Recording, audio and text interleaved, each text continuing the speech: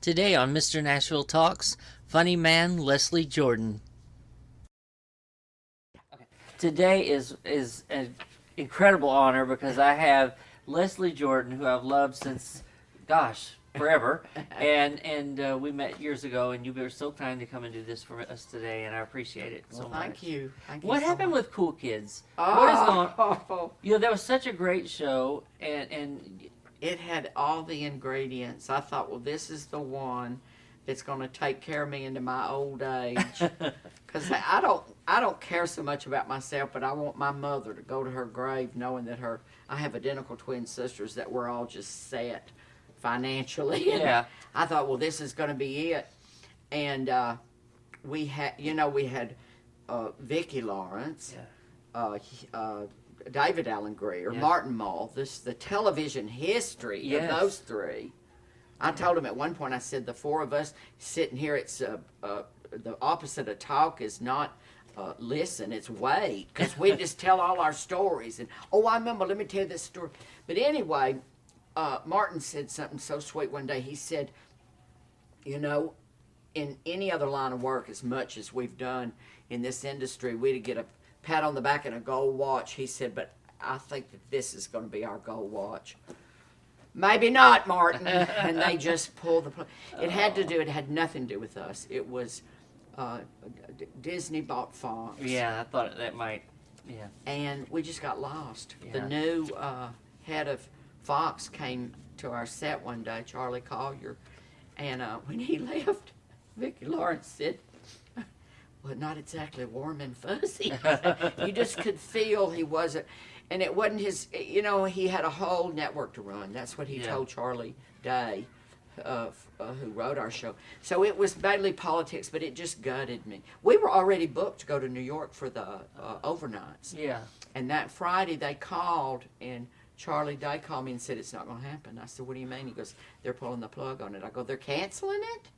But they didn't put one single comedy on the fall. Yeah. Even Last Man Standing. They're going to or they're going to put on mid-season, but you know what that means. Yeah. That's kind of a pink slip already. Yeah, exactly. I think they're probably trying to get more of the young comic book type things, you know. Well, and also, you know what's going to take our place is live wrestling. Oh, Friday. really? Fox. Well, I said I'll host it. yeah. You would be good hosting it. I think that would be good. I would love that idea. But you know that, like you said, you have to do like 100 episodes for it, and they get you either like right before then or something. Yeah. And now it's all changed with streaming and things too. But you won your Emmy on television for Will and Grace, which you were incredible on. And I have to tell you, you moved people so much with that when you won the Emmy, because we knew you really appreciate you. You were in such shock. It was, you know, the candidate. I mean, I was up against Ben Stiller, Martin Sheen, Alec Baldwin, Patrick Stewart. Yeah. So I thought, well, I'm just here for decoration. And then they called my name. But, you know, the first call I got when the Cool Kids went off was Will and Grace, and they said, we're in our third and final season. Now you come back. And so they've checked my availability for October and November, so I'm going to go back and do some that's awesome. fun episodes. Well, and we loved you and Megan Mullally together, and you know, so hopefully some more stuff will come in the future with you guys. Yeah, I mean, heck, even like a Will and Grace spinoff, maybe you and Karen would be. I mean, you know, Beverly and Karen. I did not know her when I got the job. I just don't watch a lot of television, and my friends were telling me, Leslie, now that Megan, you may met your match. And I thought, well, she may be funny, but she's no Leslie Jordan. I'm so full of myself. But you don't know. You should be. You really are. You're one of those. When it does click with the world, I mean, it's gonna blow up, which I think it has already, and in so many ways for you. You get right to that breakthrough, and then it seems like something happens or whatever. But you're always, I think. 30. I got to Hollywood in 1982. I had a degree. I went to the University of Tennessee at Chattanooga and got a degree where they said, Mr. Jordan, please learn how to pronounce it before you go. Your degree is, I said, I got a degree in theater. They said, it's theater. Yeah. I said, that's what I said, theater. And I came out here on a bus, a Greyhound bus. I had my degree, $1,200 that Mama sewed into my underpants. Oh. And got off the bus. It was up at Vine Street and De Long Prairie, which is now McDonald's, the old bus station. And I just had a dream. That was 1982. Oh, wow. So, gosh, how many years have I been at it? Wow. Well, but you don't age. I mean, you're one of those type of people that just is constant and consistent. And you're a personality. And that I think when it's put in the right perspective, that you just take nobody in the room can compare. What? And that might be part of the problem. It might be, we like this, but we don't like the rest of the, things. Sometimes that happens. It does. When I first got here, I had a casting director said to me, honey, you need to lose that accent because you're so limited already because you're short and you're somewhat effete and you've got this baggage and la la la. And that same casting director, April Webster, took me up to one of the head of television. They were going to do Isabel Sanford, remember? Yes. She had a spinoff. It's going to be, not a spinoff, she had her own TV show. It's going to be called Honeymoon Hotel. And they wanted a kind of a Barney Fife cop that kept shooting himself in the foot. And they just loved me. We were outside the head of the network. And just for meanness, I said to her, you remember when you told me to lose my accent? She goes, what? Because she was sweating, She said, what? You just do it exactly as is. I said, well, no, I'm going to take your advice. I'm going to drop my accent. She said, don't you do this to me. Don't you do this to me. And I said, I'm only kidding. She almost fainted. Yeah, she deserved that, though, for putting you through it. I mean, because it's hard. I mean, I can't get rid of mine, and I can't, so I know it has to be hard for an actor to And I've lost parts. I went one time, they put me on Star Trek, and 8 hours of makeup, I was a Ferengi.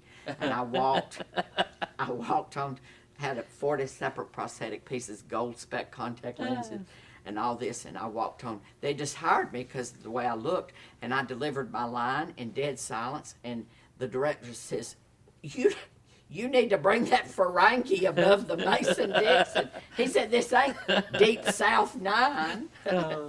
Well, kind of speaking about that, you were on American Horror Story, so and you were great on American Horror Story. How did that come about? Were you friends with Ryan Murphy beforehand? You didn't know him? I didn't know anything about the show. He's a great creator. You didn't know about the show either? I didn't know. I was out on the road, and they said, we got to get you to New Orleans. And I didn't know a lot about the show, and first day I walked in, and I read a script. I'm the funny guy that comes in with a zinger. That's my job. So I don't sometimes read. It's more like, oh, let me see, bullshit. Yeah, my right. line. Yeah. My line. But I didn't know who was who. And I walked on the set, and they said, Leslie, have you met Jessica? And I went, Jessica Lange? Jessica Lange is standing right there. And so over the years, I've worked with Kathy Bates, Academy Award winner, Cuba Gooding Jr., Academy Award winner, Jessica, Academy Award winner, Angela Bassett, Sarah Paulson has won everything. But then they brought this one little old girl in. They said, this is Stephanie. I said, hello, nice to meet you. No bigger than a wore out bar soap, tiny. And we were walking away, and they said, you know who that is, don't you? And I said, who? They said, that's Lady Gaga. I said, She's just little, tiny, Really? tiny. Oh, wow, I didn't know she was Probably that 5 foot, little bitty thing. I always think you and Dolly Parton would be good in Oh. something together. I really do. I think the right project, you two would just... Years Yeah, ago, Dale Shores had a meeting with her. She's so smart. Yeah, she is. She had an idea. Now, this is way before Touched by an Angel or anything. Years ago, she wanted to do a show called Heavens to Betsy. And she was going to be Betsy, an angel that had been sent to her. And Dale went to meet her. And she said to him, I called him, because see, I went to UT Knoxville, and I would drive up to Sevierville. This is way before Dolly land, or Dolly would. And I would go see Dolly in the high school auditorium, and she'd sing Coat of Many Colors, we'd cry, cry, cry. Then she'd sing Jolene, we'd cry, cry, cry. But I've never gotten to meet her. But Dale, when Dale met her, she said, there's this little actor played on Murphy Brown. And she said, I think he ought to be my brother. And Dale said, oh my God, Dolly, that's Leslie Jordan. Yeah. And he's a friend of mine. She said, where is he from? Dale said, he's just white trash from the hills of Tennessee. And Dolly said, well, aren't we all? But she said, I'm his biggest fan. Oh. And I've gotten to meet her whole family. I've been to Dollywood 2 or 3 times. But I've never met Dolly. But we got to work on that. We got to work on Well, when you did Sordid Lives, you got to meet Dolly and the Sordid Wedding. But how did the whole Sordid Lives? Because you've done the stage show, you've done the first movie, you did the series, which was all these were great, and then the Sordid Wedding, which was great. How did you come about knowing Dale and? I had auditioned for his very first play called Cheatin', and they were taking it to not St. Louis, what's that other town? Kansas City. Yeah. Anyway, had met a long time ago, but I gave him a book of short stories by Bobby Ann Mason, who's my favorite writer out of Kentucky. She writes these funny short stories just like he writes. And I said, you could be a short story writer. You ought to write short stories. And so he wrote a short story called Nicotine Fit about these 3 women trying to quit smoking. They were going to bury their mother, and it was hilarious. Then he called me next day and he goes, I've got this funny other one. Had nothing to do with that first one. And this one was about this woman who finds out her husband's cheating, and she takes a couple of Valiums and goes in and holds him at gunpoint, makes him put on a bra. And then he had a third one, had nothing to do with those first 2, and it was called The De-Homosexualization of Brother Boy. And it was about this man who was obsessed with Tammy Wynette and would dress up. And anyway, he called me about a week later and said, I put all these into a play, and I want y'all to come over. I said, all 3 of them, they don't even match. I mean, they don't have anything to do with one another. So we went over to his house and did a reading of it. And the next day we met at the dog park. We both had dogs, and we were letting our dogs play. And I said to him, that's the worst thing I've ever read. Dale, you need to throw that in the garbage. Well, and then Now, in my defense, it didn't have the funeral scene where it all came together. And anyway, it's a good thing he didn't listen. I left on the flowers at the funeral and said, Jesus called, Peggy answered.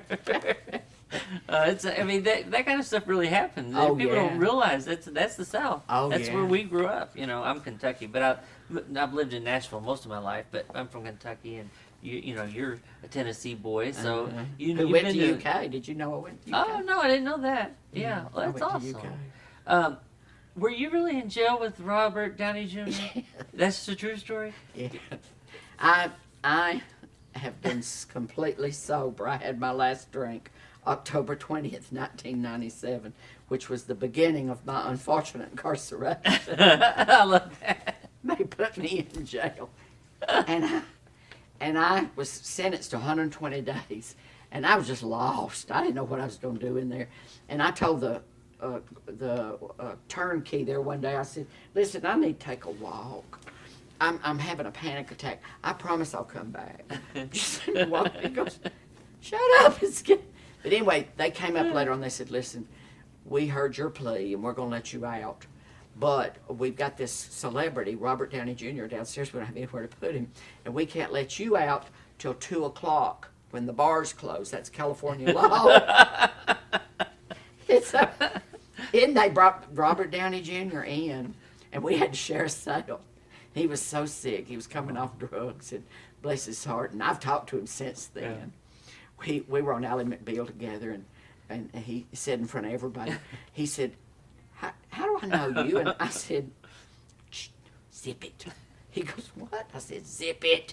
So later on he came over and he said, did we use drugs together? I said, no! Drugs together. I said, we went.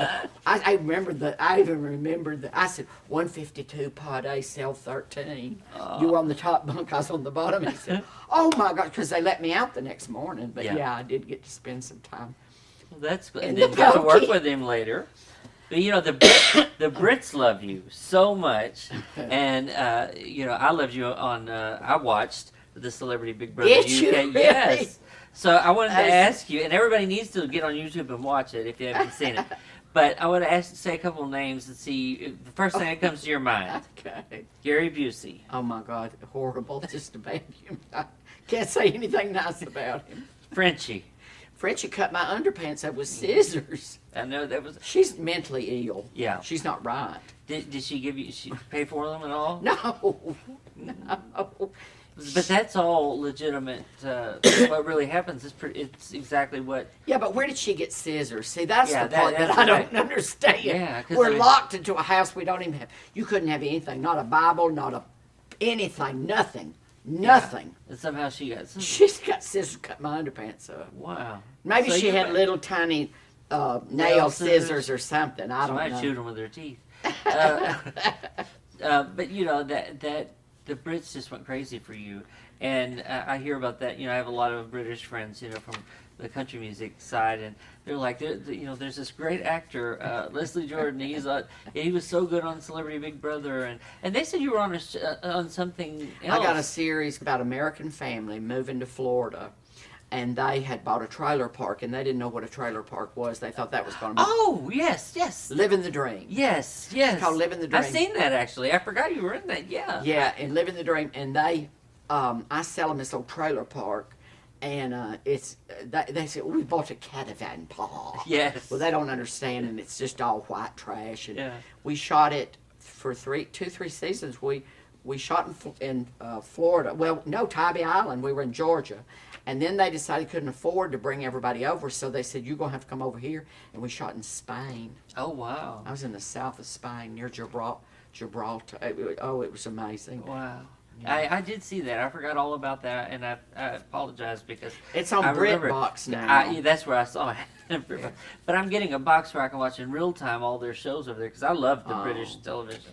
The first time I met you was you came to see Tammy Faye and Dottie Rambo in a concert in West Right. Hollywood.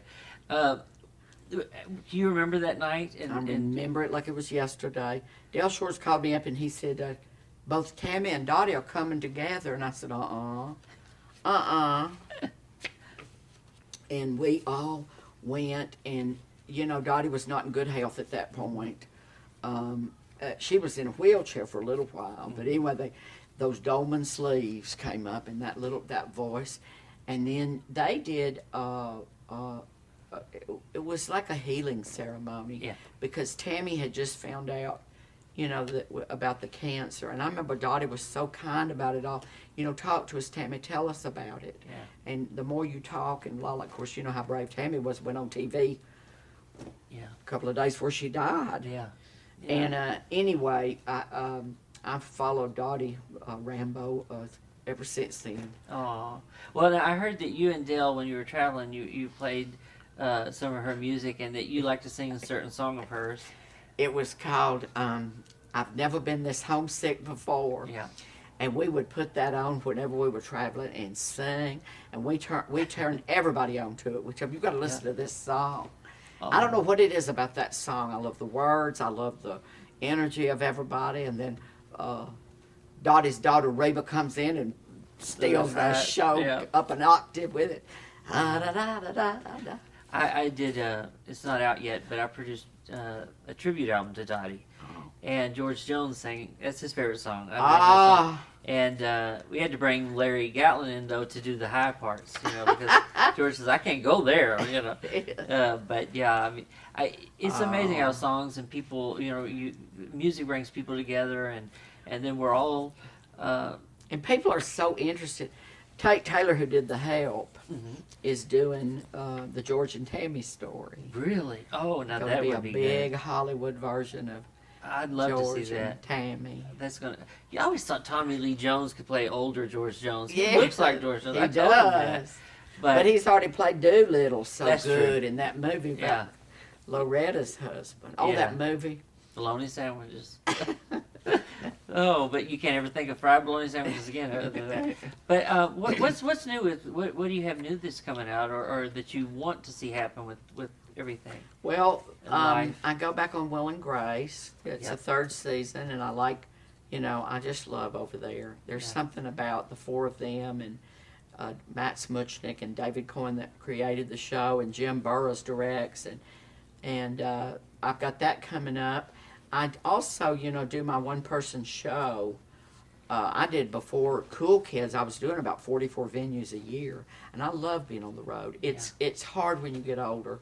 Yeah. And just traveling today, everybody's so angry. Oh, I know. I want to tell them, you got to calm down. Exactly. And don't you yell at her. She's just Doing her job. she's just the airline attendant, and they'll throw you off of here if That's you get right. too ugly with her. But I've been over the last month, I did a little tour of Texas and Nashville, and I've got a venue in New York I do now quite a bit, called the Green Room, and it's just all gravy. Everything I've ever wanted to do, I have accomplished, and I'm only 64. I'm just a baby. Yeah, I think that when the whole world gets you, they're not going to know what to do with you. I think that you're one of those people that just everybody loves as soon as you come on the screen. Well, bless your heart. And you really do. I mean, you're the show when you come on, and we don't have that a lot now, where people kind of bland. Or Yeah. I like personality, and I like flair, and we need some Southerners on television. We sure do. And I wish I could get on Tate's got a show. Tate Taylor's got a show called Filthy Rich Oh. about a Christian dynasty. I want to see that. Where the guy, and it's going to star the woman off Kim Cattrall as the matriarch to this family. Is John Goodman in it too? No. No, okay. No, but he's got another Similar, one. yeah, okay. See, everybody's wanting to do what we've That's done right. forever and ever and ever. Isn't that the truth? And that one's called the Mighty Gemstones, I think, on HBO, about a Christian dynasty. But this is Kim Cattrall, and And she's amazing. what happens is that the head of it all, the patriarch, dies, and you find out that he had a whole other family and had 3 children, and Well, they're that- coming after the money. So it's I know some people that have done that, actually. That's the sad thing, is I know some folks. The real stories are so much better, so much juicier, so much funnier, and so much dirtier than what they put on television. Right. And then they get, a lot of them will get up and preach about how awful television is. And I thought, if you only, if your life was out there. But not everybody. There's a lot of great people, that really are sincere. I think. But there's a lot of people just got a hunger, I guess, for a lot, appetite for a lot of things. But I really, I've always loved you, and I appreciate you coming and being part of this so today. much, And I wish you the best on this. thank you. I mean, you're one of those people I wanted since we first started. And, Great. And I remember when we first started, I inquired, and they said, Larry, he's doing a show, and he said to tell you he's doing a show, and he's got his mom, his 2 sisters, and her dog named Conway Twitty. Yes, who would pray for you. Yes, right. My mother would say, Conway, we need your prayers. And that little dog would do like this. And I said, oh, he's not that devout. He's wanting a biscuit. He'll pray for a biscuit. Well, thank you so much. Bless Thank your you. heart. Thank you. Subscribe to our mailing list, and you could win a CD or DVD project by today's featured artist. To enter, please go to www.mrnashvilletalks.com and enter your email address. While there, take a look around, browse through our music store, or order one of our Mr. Nashville Talks t-shirts for $20. I want to hear from you, so follow our social media via Twitter, Instagram, or like us on our Facebook page.